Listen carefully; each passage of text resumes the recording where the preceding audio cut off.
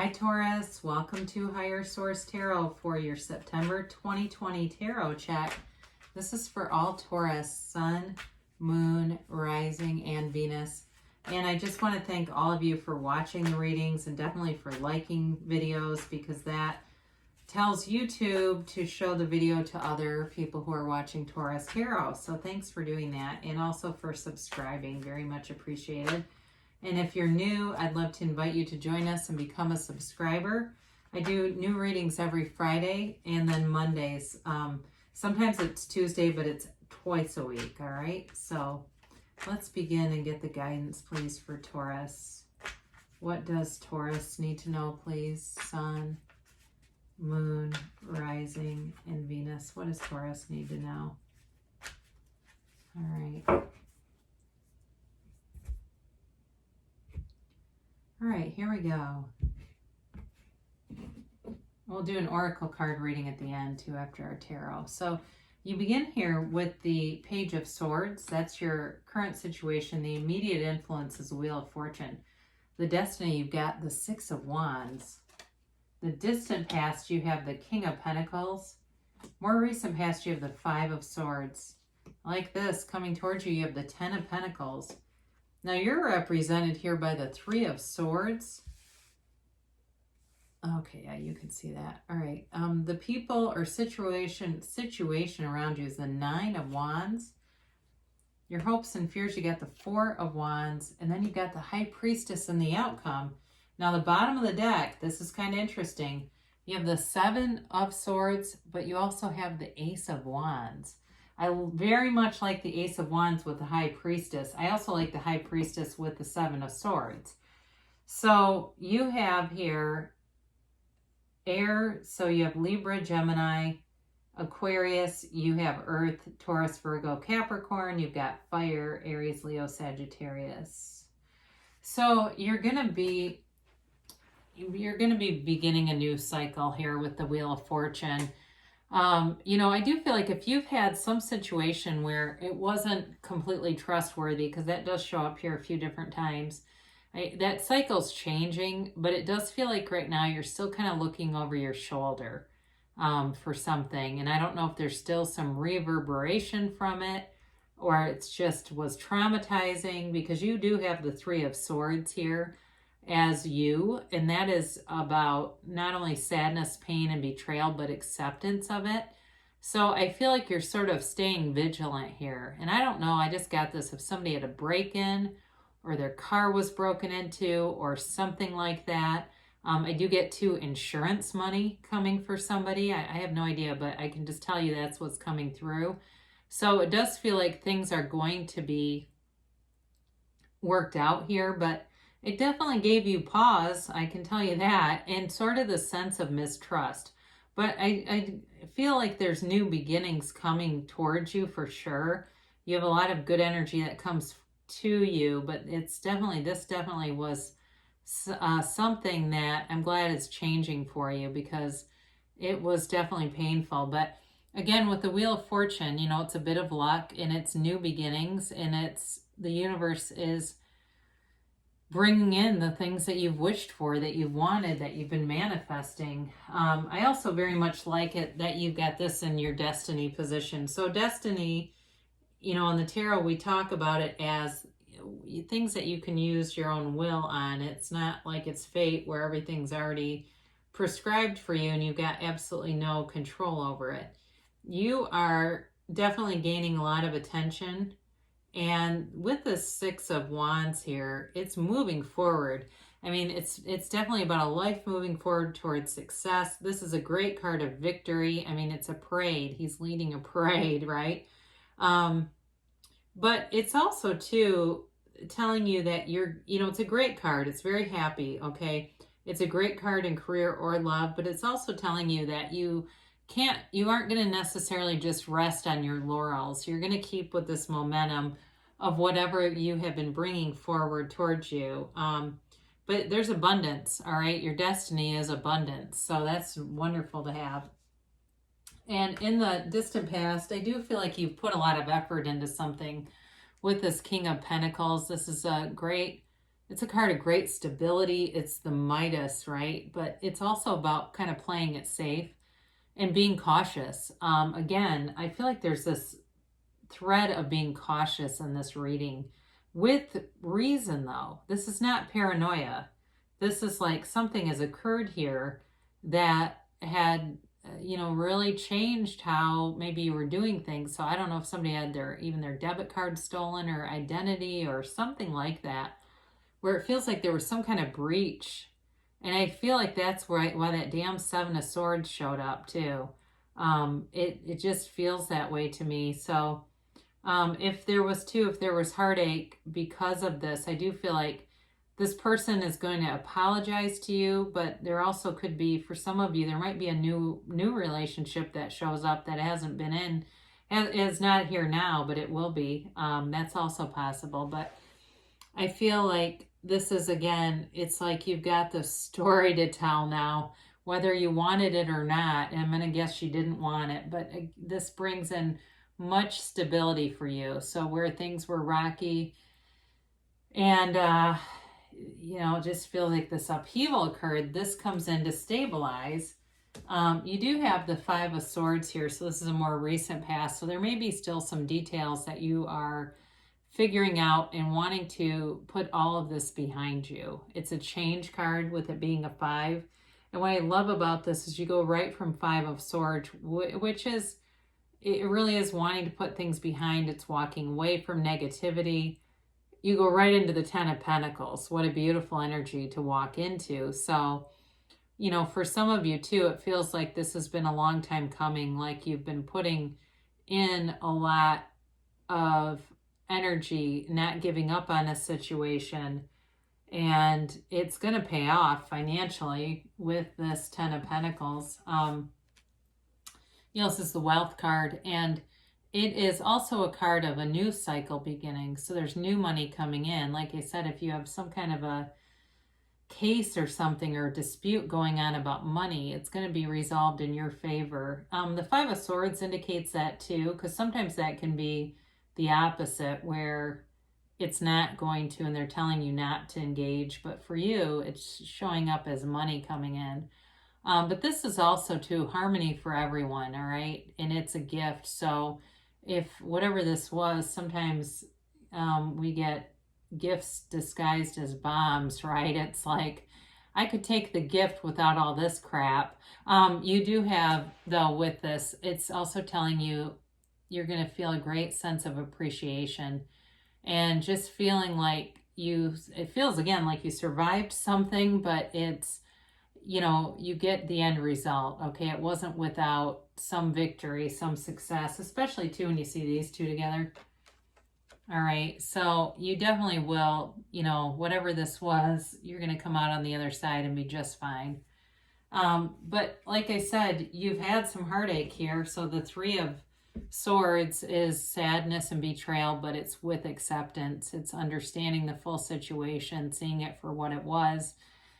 Again, if it was a relationship and, it cost you money in some way, or there was some kind of betrayal here, it's like you've kind of learned the lesson and, say here, well, I'll see it coming next time. I won't be in that position twice. But there's wisdom here. There's wisdom in the wounds, and it's to some extent, it makes you kind of approachable.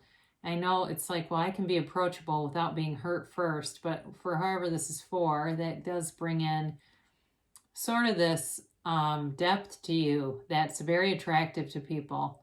Like they can see, hey, you've been through things too, and you don't give up and you keep going. And boy, you sure do understand a lot about life through that. So I do feel like you're attracting somebody new. I mentioned that. And I think they have a similar history from yours with this Nine of Wands, or the wounded warrior here. And they have a psychic wound, they've got this deep mental wound. But they don't give up either. And that's the thing that I like about this. There's this fierce determination, this conquering spirit, this belief that we've got this universal power going through us, and that sometimes what it is that brings in these situations is just our own humanity and our own, you know, I have to be careful here because I'm not trying to offend anybody, but it's like our lack of understanding of our own power. I mean, most of us don't come into homes where we're told we've got a universal power inside of us. Even if you go to church, and even though the Bible says God is within, the kingdom of heaven is within, most churches don't explain it the way that like Neville Goddard does, where it's like, no, that actually means this universal power is yours to create your own reality. So whoever this is, they do get it though. I like this person. I think they're tough, they're gritty, they are trustworthy. They're not the Seven of Swords, whoever that was. They're not them. But you know, in your hopes and this can also be fears, but in this case, I feel it's more aligned with hopes. The Four of Wands is the 1111 card. It's a marriage card in the tarot. But it's also leaving a very closed off situation into this freedom, this new oasis, this open situation. This is where I feel this person, whoever this is very, very trustworthy. They are, you know, maybe a little gun shy though. I don't know if they're going to be, you know, very forward with you, but there's definitely a commitment here. You know, in terms of work and money too, this is a new opportunity, all right? There's new beginnings here for you all over the place, Taurus. And you have here, this is kind of interesting with the outcome because the High Priestess is definitely about hidden information. So I do feel like it's going to be revealed, but it is a card of a lot of potential, but it's very passive. This is where this gets interesting because with this clarifier of the Ace of Wands, this is exactly what you need to bring out the potential. You have to have some action with it. And with the Ace of Wands, it's inspired action.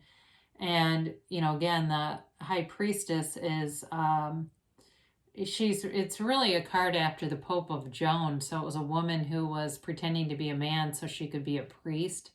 So it's a very spiritual card. And it's really about taking action. So I do feel like in a relationship, you've got great potential here, but there needs to be some action behind it in order to begin. And that's exactly what the Ace of Wands does. And it brings in passion. It's a new opportunity, new love, new passion. It's very fiery, but it runs deep. There's a depth here that keeps it going, you know, and so it's not like, you know, it has a spark, but then it's able to burn long and steady. Very beautiful. Now, to talk about this Seven of Swords, I do have a couple things with this. This certainly could be an apology from whoever this great offender was, but I don't think it's going to do much. You know, if it's an old relationship, this is an olive branch. The Ace of Wands is an olive branch. But I do feel like this person is, the Seven of Swords is a very short-lived energy. It's like, you know, it's a 7, so it tends to be a lucky number. And the Seven of Swords, too, is like an idea stealer. It's somebody that does something they'll regret, but they don't have the wisdom to recognize it until it's too late. And then they come back, and it's like with this perfunctory apology that nobody's really that interested in. I think you'll be on to other things, quite frankly. I think especially with this 10 of Pentacles, I don't really think you're going to care too much if they apologize or not. So let's do an Angel Answers Oracle reading, and you can ask a yes or no. You can ask a timeline with this.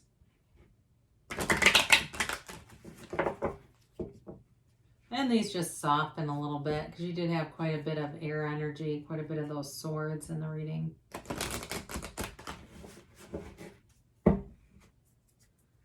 And this is the timeline here. Let's get the timeline for Taurus, please. And yes or no.